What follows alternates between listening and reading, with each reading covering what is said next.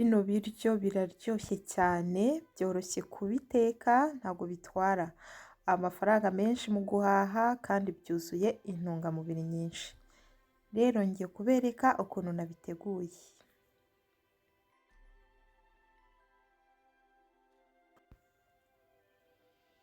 Hano dufite epinari, namaze kuzironga no kuzikata, hanyuma nkagira amagi abiri, nkagira tungurusumu zirabye, nkagira na karoti zirabye, karoti imwe nini, hanyuma zino epinari ni amagarama 400.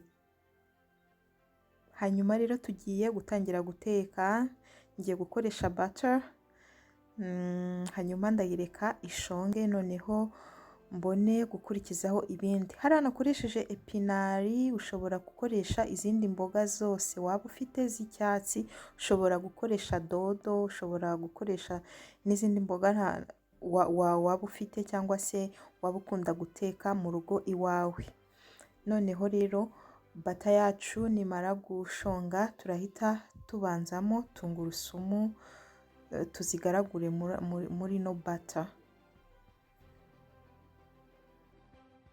Ikindi udafite bata, hari n'abantu batakunda kurya ano mavuta kubera ko aba ajya kumera nk'amavuta y'inka, n'ubundi ni amavuta y'inka, ariko ushobora gukoresha ayandi mavuta asanzwe usanzwe ukoresha mu gikoni, cyangwa se ubashije kubona nk'amavuta ya coconut, nayo aba meza cyane, aba aryoshye cyane muri rino funguro tugiye guteka, waba ariyo ukoresha mu cyimbo cya bata. Noneho rero turahita dushyiramo karoti zacu nari nazirabye, ntabwo turi buziteke umwanya munini, nazo ni ukuzivangamo aha ngaha nk'iminota 2 gutyo, cyangwa se umunota 1 n'igice, ntabwo hano urindira kuzivanga iminota myinshi. Noneho rero turahita dushyiramo za epinari zacu zose, turagenda tuzishyiramo gake gakeya, kubera ko ipano yanjye irasa naho ari ntoya kandi epinari zirajya kuba nkaho ari nyinshi. Ndazishyiramo nitonze, ngende nzishyiramo neza.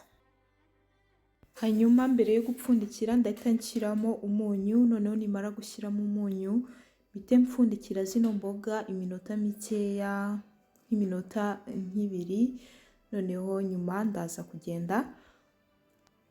kugenda nzigaragura kugeza igihe zihiye. Ntabwo zitinda gushya rwose, ziba zoroshye cyane. Karoti nari nazirabye, murabizi ko imboga rwatsi nazo zidatinda gushya, ni ibintu biba byoroshye cyane, zihita zishya.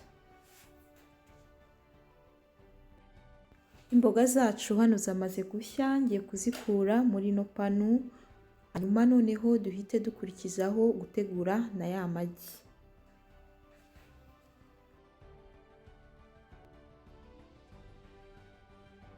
Nanone turakoresha butter, hanyuma butter yacu nanone tuyireke ishonge nka mbere. Noneho niturangiza amagi yacu, ntabwo turi bwirirwe tuyakoroga, ni ukuyamena ugahita uyashyira ahangaha muri aya mavuta, muri no butter, noneho ugahita ugaragura, ugahita ugenda ugaragura cyane, amagi yacu nayo ahita ashya vuba vuba.